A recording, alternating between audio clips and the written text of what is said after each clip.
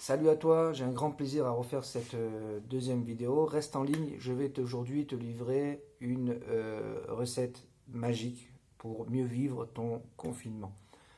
Mais juste avant, je voudrais te remercier pour tes likes, je voudrais te remercier pour tes abonnements, je voudrais te remercier aussi pour toutes tes vues et tes critiques. J'ai demandé à des amis de me faire des critiques, de me renvoyer un feedback sur la première vidéo.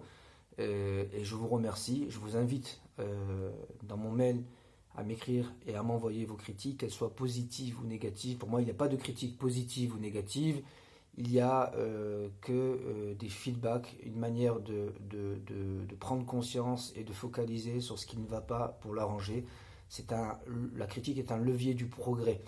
Et donc, j'ai entendu ce que vous m'avez dit, j'essaye de faire avec le maximum ce que j'ai pas de caméra pour passer de YouTube, pour rentrer tout sur YouTube, j'ai pas de micro pour améliorer le son, mais il y a des choses que je peux prendre et ce que je peux faire, eh ben, je le ferai pour vous offrir le meilleur service, pour m'améliorer et améliorer aussi, vous permettre d'améliorer au maximum votre vie, ce qui est le but. Je suis venu ici aujourd'hui pour vous parler un petit peu dans l'urgence et d'ouvrir une réflexion qui soit construite et qui soit intelligente pour améliorer votre confinement, pour améliorer votre manière de vivre.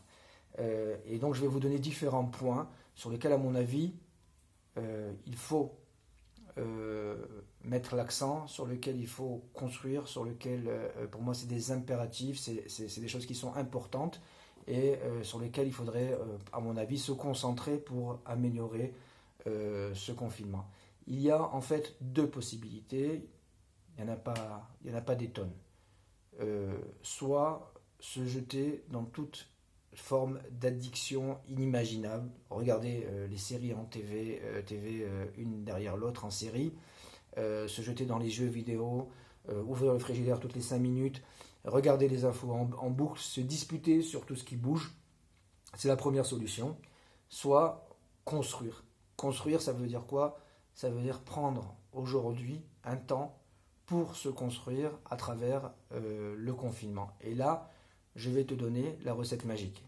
En fait, c'est très simple, il n'y en a pas. Il n'y a pas de recette magique. Pourquoi? Parce qu'il y a trois problèmes. Premier problème, si même j'avais la recette magique, mais cette recette, quand tu vas la boire, elle va être horrible, amère, et elle va te laisser un goût amer dans la gorge pendant 4 semaines, qui fait qu'à chaque fois que tu vas manger quelque chose, tu vas garder ce goût amer dans ta gorge. Est-ce que tu serais prêt à boire cette recette magique? Deuxième problème, est-ce que tu as tous les ingrédients avec toi? Peut-être que tu n'as pas tous les ingrédients. Et troisième problème, peut-être il y a une contre-indication ou une allergie par rapport à un des ingrédients. Ce que je vais te dire maintenant, c'est que quand on parle de développement personnel, alors il y a un travail à faire, il y a un travail à fournir. Et ça, c'est assez amer. Les gens, ils ont l'habitude d'entendre recette magique égale facilité. Tu ne peux pas changer ou t'adapter de manière efficace si tu ne passes pas par un travail personnel. Maintenant, ce travail a différentes étapes. Et ça, c'est la deuxième chose. Ça veut dire qu'il y a des étapes, il y a des ressources. Et des fois, les ressources, on n'a pas les ressources adéquates. On n'a pas les aliments. On n'a pas les aliments, on n'a pas les ingrédients qu'il faut. Et donc, il y a des étapes par lesquelles je dois passer. Et si tu n'as pas ces ingrédients-là, alors tu n'arriveras pas à travailler, la recette ne marchera pas. Et troisième point, c'est que normalement, un développement personnel, c'est quelque chose d'extrêmement personnel. C'est quelque chose de très, très individuel. Et ce qui est bien pour l'autre peut être un poison pour l'autre. Donc pour ces différentes raisons, il n'y a pas de recette magique. Mais ce qu'il y a en tout cas, c'est qu'il y a des grandes lignes de conduite, des grands pièges dans lesquels il ne faut pas tomber. Et ce que je veux aujourd'hui te livrer, ce que je veux aujourd'hui te donner. Première chose, il faut bien se rentrer en tête et il faut bien rentrer que le confinement, ce n'est pas la fin du monde. On n'est pas à la fin du monde. Tout ne doit pas s'arrêter. Il y a une vie dans le confinement. Et ça, c'est quelque chose qu'on doit à tout prix comprendre. Parce que je peux soit céder dans mes angoisses et dans mes peurs, m'enfoncer dedans sans arrêt, rester complètement à l'intérieur. C'est un choix. Ou bien alors, je peux réfléchir comment réagir et comment rebondir face à ce confinement. Rebondir, ça veut dire qu'à un moment donné, le confinement va finir. On ne va pas rester éternellement dans cette situation. Et à ce moment-là, il faut avoir une réflexion de construction à qui tu veux ressembler quand tu vas sortir de ce confinement et à qui tu veux être à l'intérieur de ce confinement, à qui tu veux ressembler quand tu sortiras du confinement et qui tu veux être à l'intérieur de ce confinement. Si tout le confinement tu passes à te disputer et à regarder des séries télé l'une à la suite de l'autre, à quoi tu vas ressembler et qui tu vas être à l'intérieur de ce confinement. Donc la question c'est comment rebondir. Il faut rebondir, mais comment rebondir? Et ça c'est très simple. Il y a deux manières de cuisiner. Soit tu ouvres un livre de recettes, tu regardes les ingrédients qui sont à l'intérieur, tu achètes les ingrédients et tu cuisines. Soit tu ouvres le frigidaire, tu regardes les ingrédients que tu as et tu te rappelles d'une recette et avec les ingrédients que tu as, tu adaptes la recette que tu connais. Ou tu fais une recette que tu connais avec les ingrédients que tu as. Et quand on est en temps de crise, ah ben c'est la deuxième solution qu'on prend et on fait les fonds de tiroir.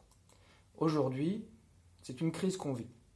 Je ne sais pas si vous connaissez, il y a une émission extraordinaire qui s'appelle Top Chef qui passe. Et dedans, il y a une équipe, plusieurs équipes de cuisiniers à qui on livre des tâches avec de nombreuses contraintes. Ils doivent cuisiner en suivant différentes contraintes qu'on leur impose. Et chaque équipe, à chaque fois, passe par deux phases. La première phase, c'est l'analyse de la situation. Et la deuxième phase, c'est l'action. L'analyse de la situation et l'action. L'analyse de la situation, elle est importante. Il faut faire un état des lieux. Mais dans cette analyse-là, si vous regardez, dans toutes les équipes, personne ne se plaint.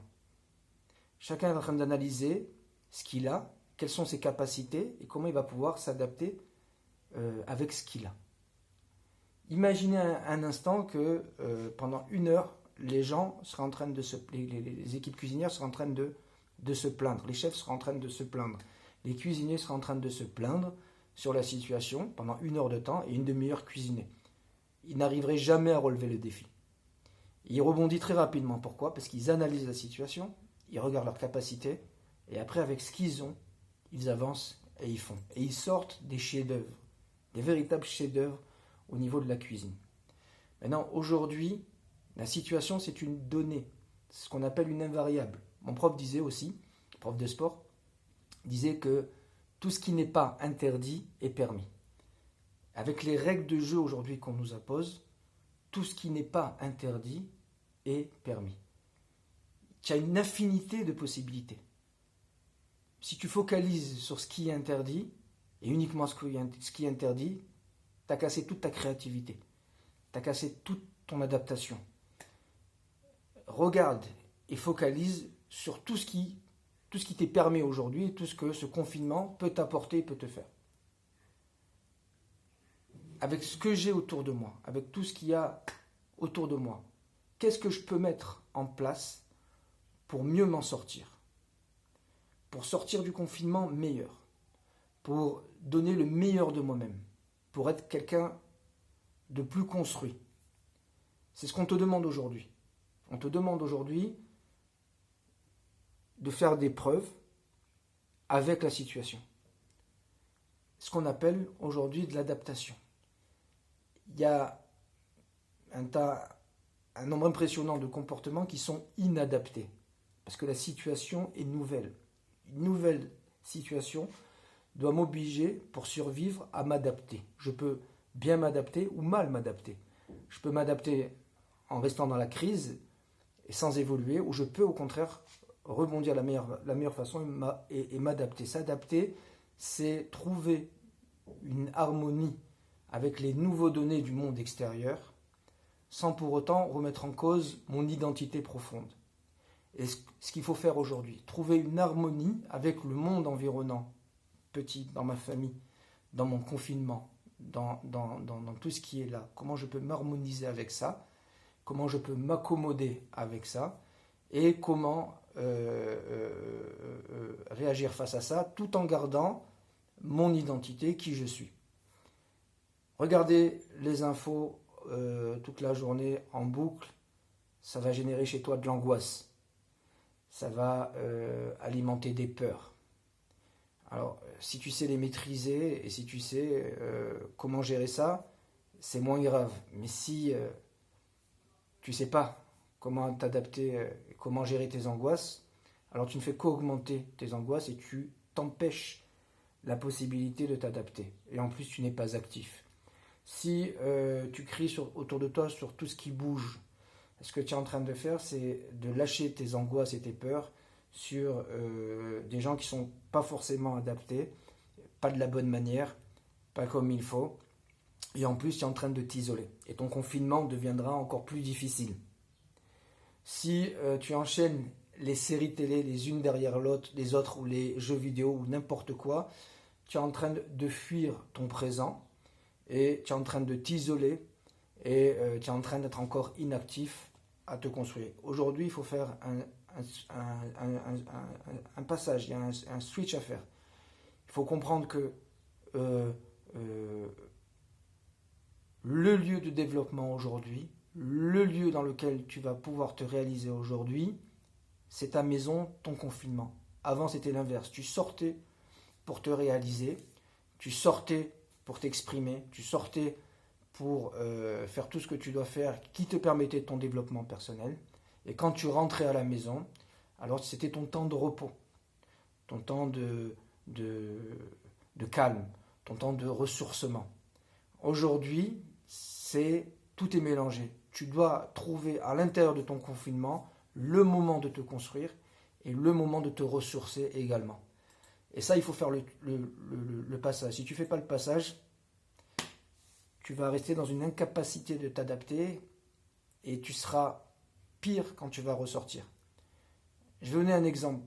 Imaginez un athlète qui fait un développé couché 100 kg. Il a l'habitude de développer couché 100 kg. Il rentre en confinement et il ne fait plus rien. Il regarde son téléphone toute la journée. Et imaginons que le confinement dure 3 mois. Quand il va retourner à la salle de sport, c'est 60 kg qu'il arrivera à relever. Les 100 kg, ils auront disparu.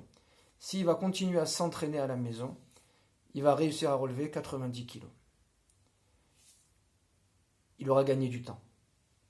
Il sera adapté à réagir à nouveau quand il va sortir de ce confinement. C'est exactement la même chose qui se passe au niveau du confinement. Et aujourd'hui, c'est à toi de jouer. Parce qu'il n'y a pas de recette magique. Mais c'est quand même toi qui tiens la baguette. Le chef d'orchestre de ta vie, c'est toi. C'est toi qui tiens la baguette. Donc aujourd'hui, à toi de jouer.